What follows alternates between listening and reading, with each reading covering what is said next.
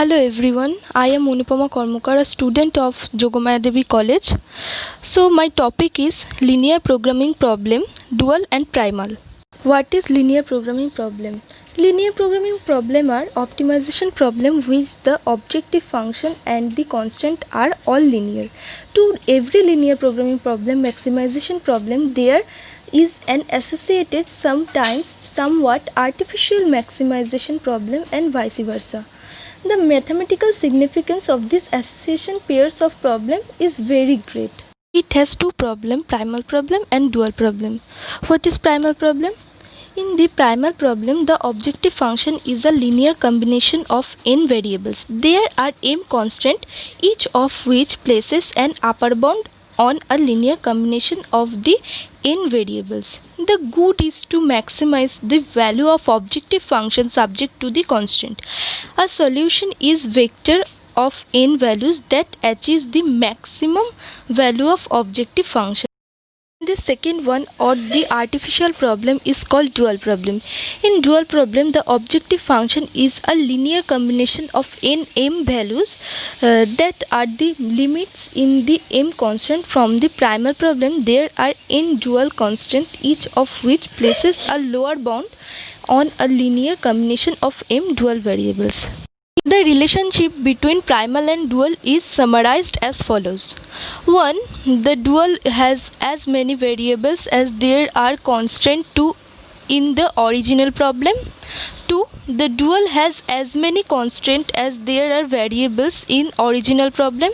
3. The maximization problem is primal is the minimization problem in dual. 4. The coefficient of the objective function of the original problem is constant term of the constraint of the dual, and this is conversely true. Suppose moreover the firm has two scalar inputs a and b and the possible outputs 1 to 3. The maximization problem has three variables x1, x2 and x3. The magnitudes of these outputs. The dual problem has the same number of inequalities starting that the profits p1, p2 and p3 of each of these output must be imputed fully to the firm's scarce resources. Similarly, the minimization problem has two variables ya and yb, the accounting prices of scarce resources, and the maximization problem corresponding has two inequality starting that resources capacities ca and cb must not be exceeded, but the symmetry. There are two problems, primal and dual. Primal problem, maximum profit P equals to P1 x1 plus P2 x2 plus P3 x3 subject to resources limitations K A1 x1 plus K A2 x2 plus K A3 x3 less than equals to CA. Second, K B1 x1 plus K B2 x2 plus K B3 x3 less than equals to CB, and the requirement that no output be negative x1 x2 and x3 less than equals to 0. And dual problem is minimization imputed cost C equals to CAYA plus CBYB subject to requirement that all profits are imputed KA1Y1 plus KB1YB less than equals to P1, KA2YA plus KB2YB less than equals to P2, and KA3YA plus KB3YB less than equals to P3, and the requirement that no accounting price of be negative YA and YB less than greater than equals to 0.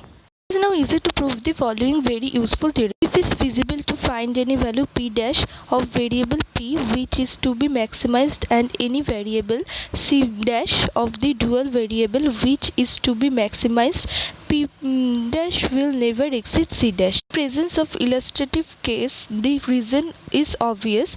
P is total profit and C is total imputed cost, and we have to constitute imputed cost so that it will never fail to eat up profit.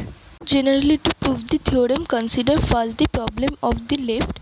Multiply both sides of the first inequality by YA and those of the second inequality by YB, and at the corresponding side of both inequality we obtain YA KA1 YA x1 plus YA KA2 YX2 plus YA KA3 x3 plus YB KB1 x1 plus YB KB2 x2 x2 plus yb kb3 x3 that is less than equals to caya plus cbyb. Caya and cbyb equals to c. So from this we get p1 x1 plus p2 x2 plus p3 x3 that is equals to p. So p less than equals to c. Theorem can be proved. Theorem 1, the maximum value of P will equal to minimum value of C, that is total profit from the optimal output combination will just equal the total optimal imputed cost. And theorem 2, if in an optimal solution, say the second inequality in one problem involves less than full use of capacity, then the optimal value of the corresponding variable of the dual problem will be 0. The first theorem we proved. Now the time for the second theorem. What is economically mean? What does this mean economically? In our illustrative problem, theorem 2 has two interesting interpretations. It states that if input B says warehouse space is optimally not used capacity, then YB, the optimal accounting price of input B, must be 0. That is, warehouse space will be considered a free good. Actually, this result merely indicates that the programming price imputation is responsible. The second application states that if commodity 3 yields unit profit less than the imputed cost of resources used to produce it, then optimal value of the corresponding value x3 in dual problem will not be 0. That is, commodity 3 will not be produced. The result state initially that the scarce resources will be used on the production of commodities whose profits are no less than their marginal yield in other uses. Here is an example. Primal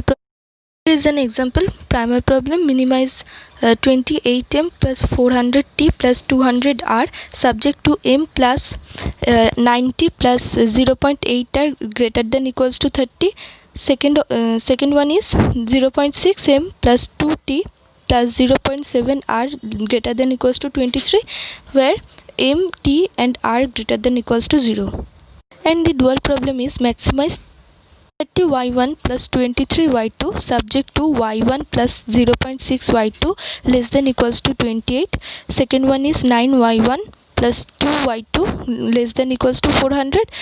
Third one is 0.8 y1 plus 0.7 y2 less than equals to 20, where y1 and y2 are greater than equals to 0.